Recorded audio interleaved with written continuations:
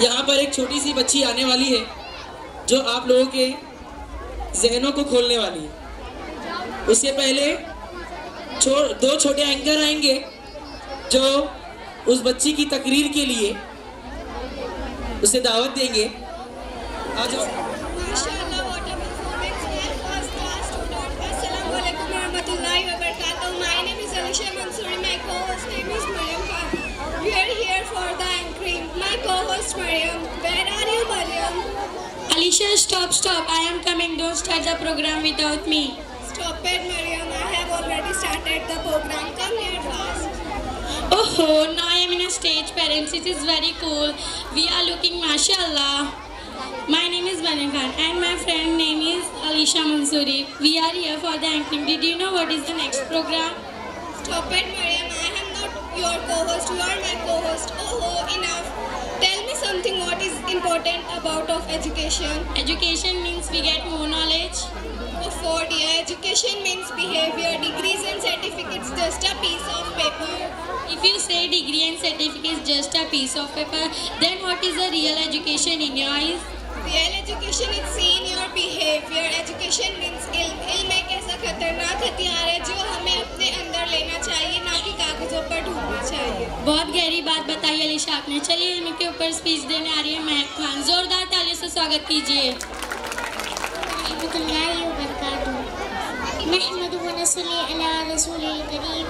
اما بعد فاعوذ باللہ من الشیطان الرجیم. بسم اللہ الرحمن الرحیم. میرے ساتھیوں ایک بار درود شریف پڑھیے. الصلاۃ والسلام علیک یا رسول اللہ. الصلاۃ والسلام علیک یا حبیب اللہ.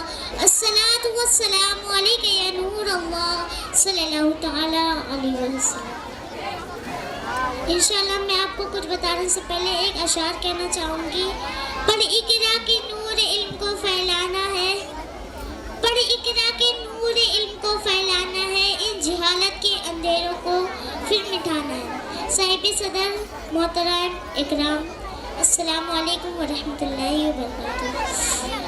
حضور صلی اللہ تعالیٰ علیہ وسلم نے ارشاد فرمایا, طلب العلم فریضۃ علی کل مسلم. ہر مسلمان مرد عورت پر علم حاصل کرنا فرض ہے.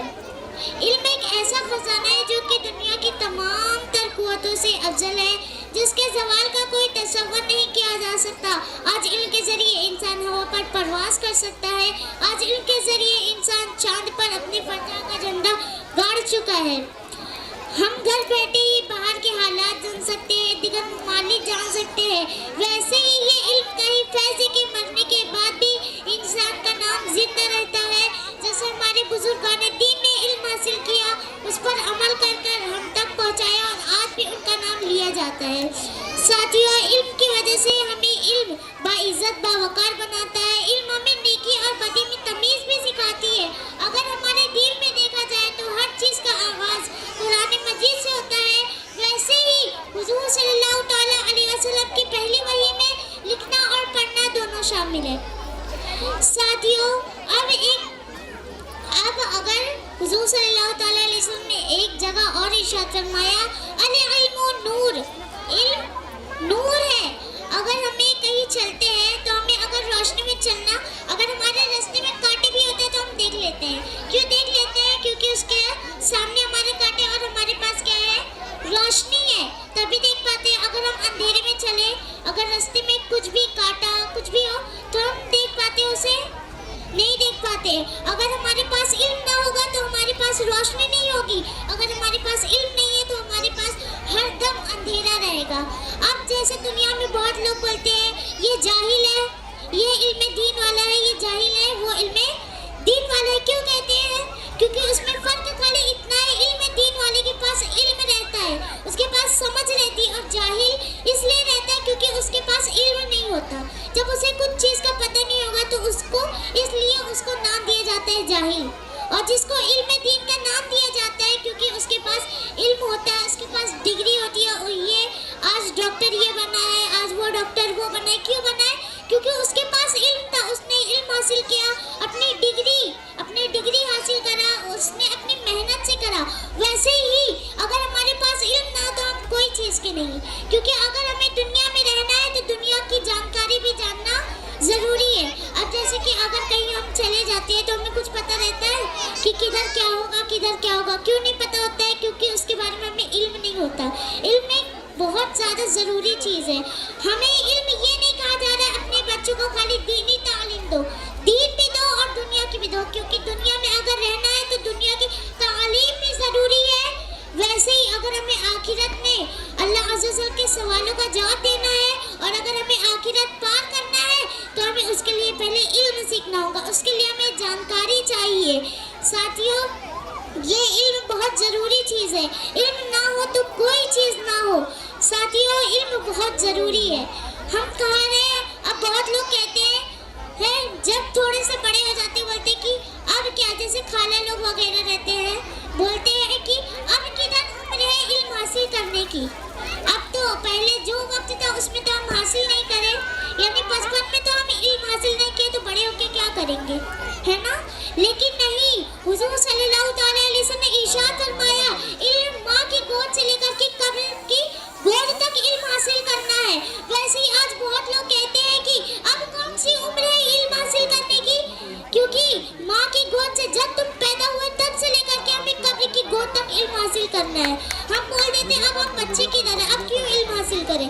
ایسا نہیں, کیونکہ جب تک تم قبر میں نہ جاؤ تب تک تم علم حاصل کرو. کیونکہ علم حاصل کرنے کے لیے اگر تم کو ملک چین بھی جانا ہو تو تم جاؤ. اگر ہمیں تھوڑی دور پہ چلنا رہتا ہے تو ہم بولتے ہیں کہ اللہ پتہ نہیں کتنا دور چلنا پڑتا ہے. ایسا نہیں, جتنا دور چلتے ہیں اتنا ہی ہمیں نیکی ملتا ہے.